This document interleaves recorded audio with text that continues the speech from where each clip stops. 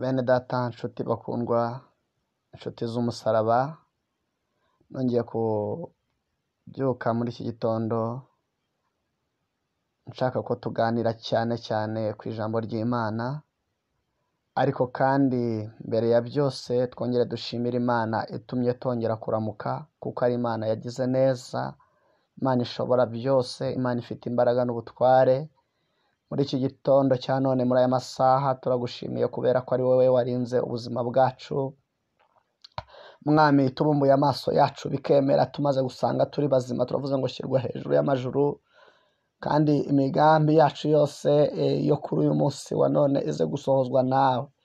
Twemerere rero mu mwanya mwiza wo kuganira ku ijambo ryawe, urukire kubana natwe, uhe amatwi yacu kumva, uhe intekerezo zacu kumva, uhe ubwenge bwacu gutekereza ibikwiriye kandi bifite umumaro, kugira ngo tukwizere kandi tumaramarije kugira ngo tugukorere mu minsi ya none. Iminsi isa nk'iruhije abagenzi, urakoze. Bana natwe rero, ushyigikire ijambo ryawe tugiye kuganiraho, kandi muri iki gitondo abantu bose bari bwumvira ijambo ribabere impamba n'urwego byo kubageza iwawe. Mwami, abari mu gihugu cy'u Rwanda, abari mu mahanga, abari mu nce zitandukanye, aba bose ubagirire neza, ubahe kumva no kumvira ubushake bwawe, ni mu izina rya Yesu, amen.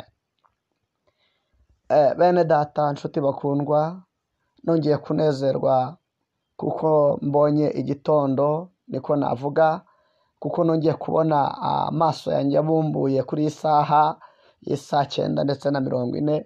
Nari mvuze ngo ubwo nawe ubashije kubumbura bikemera, ufatanye nanjye dushimira Imana ibashije kubana natwe. Rero ni mwanya mwiza mbonye wo kugira ngo tuganire kuri iri jambo. Ijambo mfite nkuzaniye muri iki gitondo ni ijambo rivuga cyangwa se riboneka mu gitabo cy'ubutumwa bwiza uko bwanditswe na Yohana. Turasoma duhereye ku murongo waho wa mbere mu gice cya 11. Igice cya 11 ku murongo wa mbere haravuze ngo Yesu azura Lazaro, ni ku mutwe waho uvuze. Hanyuma muri iki gitondo ndashaka ko dusoma ijambo ry'Imana mu mwanya mwiza wo kugira ngo dufatanyirize hamwe gusenga isengesho rya mu gitondo. Ijambo nkuzaniye riravuze ngo Yesu azura Lazaro, mu butumwa bwiza uko bwanditswe na Yohana. Igice cyaho cya 11 turahera ku murongo wa mbere tugeze ku murongo wa 44, hanyuma dusenge isengesho rigufi, hanyuma twinjira mu wundi mwanya. Reka dusome mu izina rya Yesu. Haravuze ngo, murongo wa mbere uravuze ngo hariho umuntu wari urwaye witwaga Lazaro w'i Betaniya, ikirorero cy'iwabo wa Mariya na Marita mwene se. Mariya uwo niwe wasize umwami Yesu amavuta ku birenge, abihanaguza umusatsi we. Musaza wuwo niwe Lazaro, ni Lazaro wa wundi urwaye. Imana ishimwe. Nuko bashiki be batuma kuri Yesu bati, databuja uwo ukunda ararwaye. Yesu abyumvise aravuga ati, iyo ndwara si yo kumwica, ahubwo niyo guhimbarisha Imana no gutuma umwana w'Imana ahimbazwa. Imana nishimwe. 5 haravuze ngo Yesu yakundaga Marita na mwene se Lazaro. Hanyuma nuko yumvise yuko arwaye, asibira aho yarari, maze asibira kabiri aho yarari. Maze iyo minsi ishize abwira abigishwa be ati, dusubire i Yudaya. Abigishwa baramubaza bati, mwigisha, amambere abayuda bashatse kuhaguterera amabuye, none usubiyeyo? Yesu arabasubiza ati, mbega umunsi ntugira amasaha 12? Ugenda ku manywa ntasitara, kuko haba habona, ariko ugenda nijoro arasitara, kuko haba hatabona. Imana nishimwe. Avuze atyo aherako arababwira ati, inshuti yacu Lazaro irasinziriye, ariko ngiye kumukangura. Abigishwa baramubwira bati, databuja, niba asinziriye azakira. Nyamara Yesu yavugaga iby'urupfu rwa Lazaro, ariko bo batekereza yuko avuze gusinzira kw'ibitotsi. 14 Yesu niko kuberurira ati Lazaro yarapfuye. Nanjye nezerewe ku bwanyu kuko ntari mpari, kugira ngo noneho mwizere, nimuze tujye aho ari. 15 haratangaje. 14 Yesu niko kuberurira ati Lazaro yarapfuye. 15 nanjye nezerewe ku bwanyu kuko ntari mpari, kugira ngo noneho mwizere, nimuze tujye aho ari. 16 Toma witwaga Didumo abwira abigishwa be bagenzi be ati natwe tugende dupfane nawe. Yesu agezeyo asanga Lazaro amaze iminsi 4 mu gituro. I Betaniya hari bugufi bw'i Yerusalemu nka stadiyo 15. Nuko abayuda benshi bari baje kwa Marita na Mariya kubahumuriza, kuko musaza wabo yari yapfuye. Marita yumvise ko Yesu aje, ajya kumusanganira, ariko Mariya asigara yicaye mu nzu. Marita abwira Yesu ati databuja, iyaba wari hano musaza wanjye ntaba yarapfuye. 22 Kandi n'ubu nzi yuko ibyo usabye Imana byose izabiguha.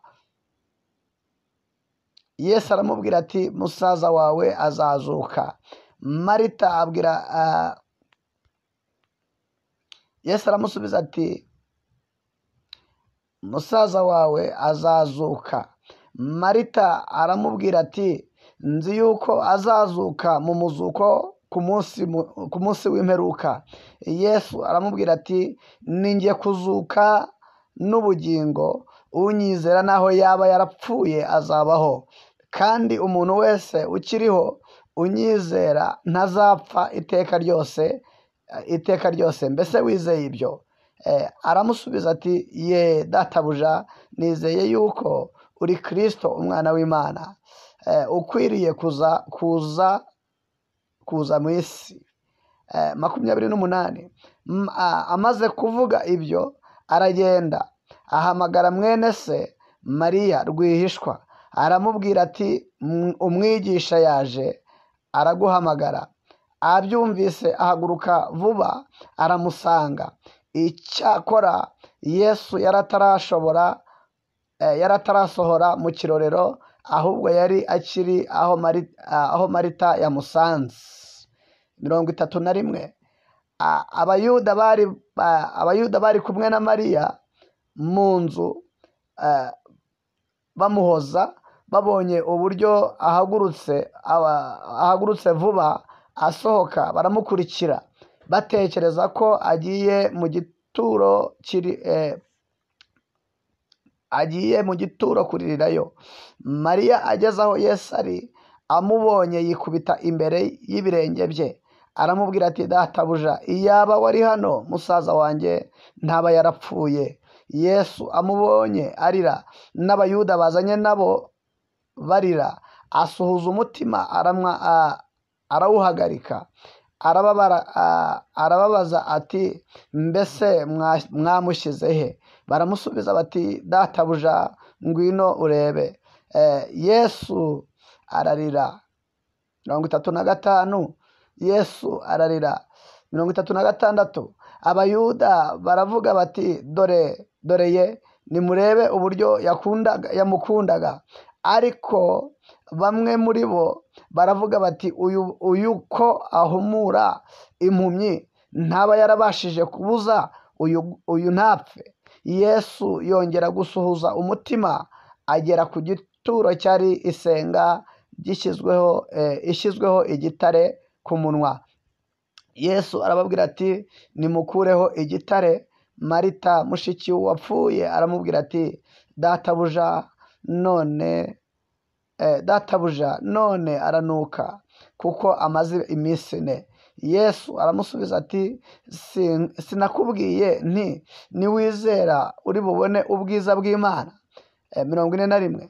nuko bakuraho igitare, Yesu arararama aravuga ati data ndagushimiye kuko unyumvise. 42. ubwanjye nari nsanzwe nzi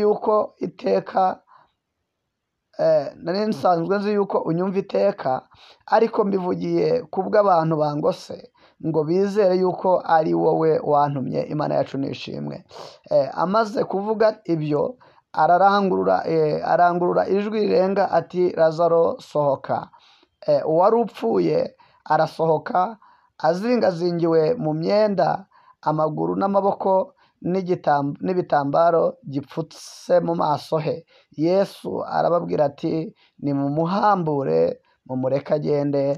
Imana yacu nishimwe. Haleluya, haleluya.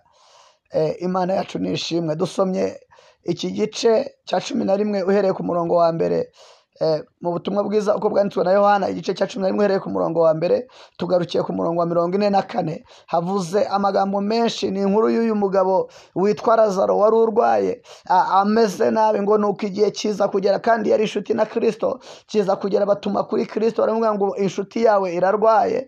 ngo ariko bakimara kubimubwira arangije asibira kabiri aho yarari. bivuze ngo bamutumyeho bamugeraho ndetse bamubwira asibirayo n'iminsi 2. ku munsi wa gatatu ajya yaza, hanyuma ahagera hashize iyo minsi 4. hanyuma kandi asanga uwari Lazaro yaramaze gupfa. hanyuma ngo akiriyo abwira abigishwa arababwira ngo inshuti yacu Lazaro irarwaye. ngo haciye umwanya arababwira ngo ariko kandi Lazaro arasinziriye, ngiye kumukangura. ngo ariko ntibasobanukirwa ibyo Yesu yashakaga kuvuga. ngo arongera abasubiriramo araberurira ababwira ngo ya nshuti yacu Lazaro yarapfuye. ariko ngo aravuga ngo kandi ariko nejejwe nuko nubwo yapfuye ntariyo.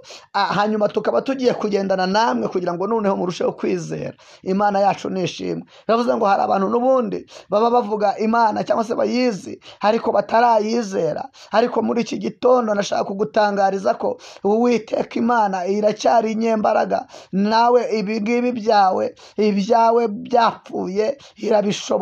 ibyawe bimeze nabi irabishoboye. ibyawe binuka irabishoboye. nagira ngo nkutangarize ko Imana ikiri mu mwanya mwiza w'imbabazi, kandi n'imbaraga zayo zitaracogora. Imana nishimwe. ngo nuko amaze kuvuga atyo havuga ngo nejejwe nuko tugiye kujyana namwe, hanyuma mukarushaho kugira gute kwizera. ngo barambuka bajya mu kirorero, ngo basubira Yerusalemu cyangwa se i Yudaya. ngo hanyuma ngo abigishwa batangira kumubwira ngo ariko mwigisha, ngo amambere wavuyeyo abayuda bashaka kugutera amabuye, ngo ariko none ushaka gusubirayo. mbega kuba Yesu yari ashaka kuza kugutabara, kuba hari ibintu runaka wamugiriye wamubabajemo, ntabwo byamubuza kugaruka ku buzima bwawe ngo aza gutabara. baramubwira ngo nuko ubwo waherukagayo baguteye bari bagiye kuguterera amabuye, none urashaka gusubirayo. haravuga ngo reka ngo mbese umunsi ntugira amasaha 12, amanywa ntagira amasaha 12. ngo ugenda ku manywa ntasitara, ngo ari kugenda nijoro arasitara. ngo nuko Yesu arahaguruka aragenda agera hafi mu kirorero ahegereye iwabo na Lazaro. ngo Marita akimara kumva ko Yesu yaje aramusanganira. ngo amugeze haramubwira ngo mbese databuja, ngo iyaba wari hano ntabwo musaza wanjye aba yarapfuye. kubera ko iyo minsi 4 yari imaze gushira Lazaro apfuye. Marita ari kurira, ariko ngo agenda asanganira Kristo. ngo amugeze aramubwira ngo iyaba yari ahari wa wundi Lazaro ntaba yarapfuye. ngo ariko Yesu aramubwira ngo mbese ntunyizera? niba wizera uraza kubona ubwiza bw'Imana. ngo maze Marita aramubwira ngo ngewe nizeye kuri Kristo, Imana ishimwe, uwagombaga kuza mu isi. hamwe ngo kandi aramubwira ati nuko rero niba unyizera ntazabura kubaho, ntabwo azapfa na hato, ahubwo azabaho. Imana nishimwe. rero muri iki gitondo ndashaka kugira ngo nkubwire ngo niwizere Imana ibyawe byapfuye bizabaho. Niwizera Imana nawe uzabaho iteka. Kandi uyu Kristo ajya abasha kuzura. Ngo Toma witwaga Didomu abwira abigishwa be bagenzi be ati natwe tugende dupfane nande na Lazaro. Mbega nawe wapfa ku byaha ugapfa kuri kamere, Kristo akaza akakuzura akaguha ubuzima buzima. Imana nishimwe. Naho wari upfuye wishwe n'ibyaha n'ibicumuro, naho wari upfuye wishwe n'ibigeragezo, naho wari utsindagiwe, naho ibintu bikugoye ari byinshi, ariko Kristo abasha kuzura uwapfuye amwizeye, kubera ko umufite nk'umukiza n'umurengezi, nawe yakuzura. Muri iki gitondo nkuzaniye inkuru y'ihumure yuko Yesu wazuye Lazaro akiri kubasha gukora, nawe yazura ubuzima bwawe. Rega ntago uru rwobo tujya tujyamo rujya ruhamba abantu, ni urwobo rw'ibihe, ni urwobo rw'iminsi, ni urwobo rw'ibigeragezo. Mbega iki gitare kibirinduriweho ndetse kirapfundikiye, ariko iminsi ibaye myinshi, iminsi umaze mu bigeragezo ibaye myinshi, iminsi umaze mu makuba ibaye myinshi, ariko ndagutangariza ko hari humure. Kristo ajyaza akongera agakura uwari uri mu matsa, agakura uwari uri mu kaga, agakura uwari mu bigeragezo, muri ibyo bigeragezo akamuhindura umuntu muzima. Asanze uhambiriwe, asanze mbega bikugose, ibitambaro byari bihambiriye uyu mugabo, ariko ngo aramubwira ngo nibamuhambure, arategeka ngo nibamuhambure bamurekure agende. Kristo ahageze asanga ibyakugose, asanga ibyakubase, asanga ibyaguhambiriye, akavuga ngo nibikurekure hanyuma nawe ugende. Muri iki gitondo niwakire kugirwa neza na Kristo. Ngo maze ku murongo wa 30 ngo icyakora Yesu yari atarasohora mu kirorero, ngo ahubwo yari akiri aho Marita yamusanze. Mbega hari igihe Yesu akiri atarakugeraho, ariko ataragera ku kibazo cyawe, ariko akiri aho uri kumuhamagarira. Rero ubwo uri kumuhamagara kandi umusanganiye, ubwo wihangane umugezaho ikibazo cyawe kiri. Mbega umutungira agatoki nubwo byamaze kunuka. Ngo Mariya ageze aho Yesu ari, amubonye yikubita imbere y'ibirenge bye, aravuga ati databuja, iyaba wari hano musaza wanjye ntaba yarapfuye. Nawe akivuga atyo Yesu aramubwira, Yesu amubonye arira, ngo n'abazanye nawe barira, asuhuza umutima arawuhagarika. Ngo maze arababaza ati mbese mwamushize he? Baramusubiza bati databuja ngwino urebe. Maze Yesu yegera aho Lazaro yarari, yegeraho ikibazo kiri. Ngo ariko akiri kucyegera, harebye abamugose uko bari kurira. Ngo maze Yesu ararira. Harizwa nuko batizeye, harizwa nuko abatamumenye, harizwa nuko batazi imbaraga y'Imana. Nawe ntutere Yesu kurira kubwo gutakaza kwizera, kubwo gutakaza ibyiringiro, ahubwo izere ko iyatumye Kristo ibasha kutuma abasha kuzura n'ibyo byawe. Imana yacu nishimwe. 37 ngo ariko hamwe, ngo ariko bamwe baravuga bati uyu nguyu ko yahumura impumyi ntaba yaratumye uyu nguyu adapfa. Mbega kuba Yesu yarakoraga ibitangaza, mbega kuba Yesu agikora ibitangaza byakubuza kuba mu kigeragezo? Ahubwo niwizera ko agishobora gukuraho ayo makuba n'ibyago, nawe aragukiza, akurokore urwo rupfu rw'ibyaha, akurokore ayo makuba, akukure mu bigeragezo byose urimo n'umwiringira. Imana yacu nishimwe ko yavuze ngo umwizera naho yaba yarapfuye azazuka. Niyo mpamvu nubwo ibibazo bibaye byinshi, akaga n'amakuba, akarengane kakaba kenshi, intambara zikaba nyinshi, ariko niwizera ibyo byose ntacyo bivuze kuri Kristo. Harabasha kurambura ikiganza, akore gusa, ategeke gusa, kandi ibyo byose biragira iherezo, ubuzima bwe bwongere bube buzima. Imana yacu nishimwe. Nuko arababwira ngo nibakureho igitare. Kuri 41 nuko bakuraho igitare. Yesu arararama aravuga ati data ndagushimiye yuko unyumvise. Nawe muri iki gitondo kubwo kwizera Kristo, reka Imana yumve gusenga kwawe, dusenga nyirisengesho yururuke, ikore kuri ibyo byawe, ikore kuri icyo gitare kigutsikamiye, ikore kuri ubwo burwayi bwawe, ikore kuri ibyo byawe byanutse, ibigeragezo byawe byanutse. Ntabwo yita ku minsi umaze, ntabwo jya yita ku gihe umaze mu kigeragezo, ahubwo niyo byaba byaranutse harategeka gusa, akavuga ngo nibakureho igitare, akavuga ngo nukurweho urubanza, akavuga ngo nukurweho imvune, akavuga ngo nukurweho akarengane, agategeka ngo nukurweho newidesta ibihombo, akavuga ngo nukurweho ubupfubyi, akavuga ngo nukurweho ubugumba, agatanga ababyeyi, agatanga abana. Yesu aracyakora, aracyatanga akazi, Yesu aracyakora, aracyatanga ibyo kurya, Yesu aracyakora,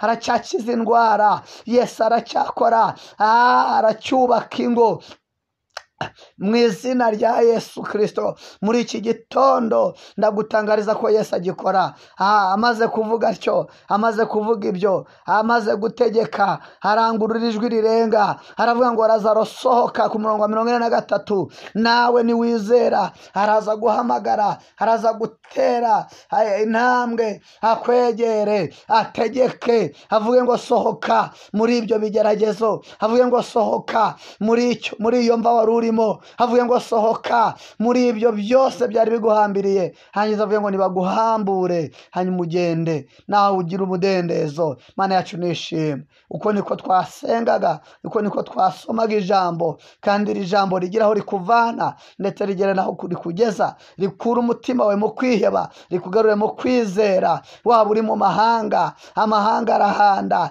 ntabwo ari meza, uhagiriye mu karengane, ariko Kristo yahagusanga. Waba uri muri iki gihugu cy'u Rwanda, nyamara umubereho n'ubuzima byawe nta shusho byari bifite, Kristo yabiha ishusho. Muri iki gitondo ndakwingingira imbaraga z'Imana zongere zize mu mutima wawe, Mwuka Wera w'Imana ahembura ubuzima bwawe mu izina rya Yesu. Wakire gukira, wakire kubohoka, wakire impinduka, wakire amahoro, wakire ubuzima. Nawe ugende, tangire ukore, tangire wizere, tangire wambikwe n'Imana mu byo ukora, maze Imana iganze ubuzima bwawe kandi butegeke. Ko niko ngusabira, nanjye nisabira ngo Imana irusheho kudukomeza no kutwambika imbaraga muri iyi minsi yacu. Natwe ibyacu byari bipfuye, Imana izibikoreho muri iki gitondo kare kare, Imana ibikoreho kandi iduhe kugenda ku manywa, kubera ko abagenda nijoro barasitara, ngo ari kugenda ku manywa ntasitara. Imana yacu nishimwe.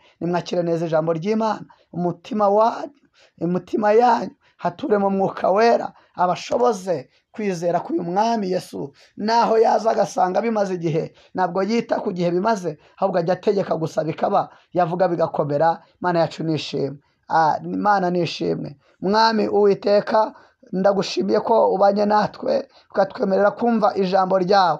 Wazuye Lazaro yarapfuye amaze iminsi ine mu mva, ni nako wabasha kudukura mu bihe tumazemo, mu mibabaro tumazemo igihe kirekire, ndetse n'akarengane. Ndetse Mwami, abadafite akazi ukakabaha, abari babuze ibyiringiro ukabibaha, abari batentebutse babuze Mwami imbaraga ukabaha imbaraga mu izina rya Yesu Kristo. Ukongera ukazura ubuzima bwacu, ukabuzurisha za mbaraga zawe zimwe zose zategetse, kandi n'ibyaturwanyaga byari bigisigaye biturwanya, imbaraga zabyo ukazitesha agaciro. Niko dusabye ngo ubashe kuduha umunsi mwiza. Kuri uyu munsi ugira icyo urema kandi ugikomeze, kuko tukwiringiye kandi twizeye kuri umwami w'abami. Twizeye Imana Data ndetse Umwana n'Umwuka Wera. Natwe dusabye uburinzi, dusabye ubudahangarwa, dusabye umurinzi, dusabye Mwuka Wera, dusabye ijambo ryawe ngo ribe rigwiriye muri twebwe. Tugire kwizera, tutongera kugutera kurira, tutongera kugutera kubabara, tutongera kukubamba ku musaraba, ahubwo dukuwemo ibyaha, ahubwo dushyizwemo uburinzi, ndetse tugashyirwaho n'ubwiza ndetse n'icyubahiro kiva kuri wowe, kubera ko nguko ushikamijeho umutima uramurinda akaba amahoro masa. Natwe nta wundi twiringiye uretse wowe. Ngaho reka Mwami, ntihagaragare icyubahiro cyacu, ahubwo hagaragara icyubahiro cyawe, mu izina rya Kristo w'i Nazareti. Amen, amen, amen. Mwakire neza ijambo ry'Imana kandi mugubwe neza. Mbasabiye kubona ineza y'Imana n'amahoro bituruka ku mwami wacu Yesu. Amen.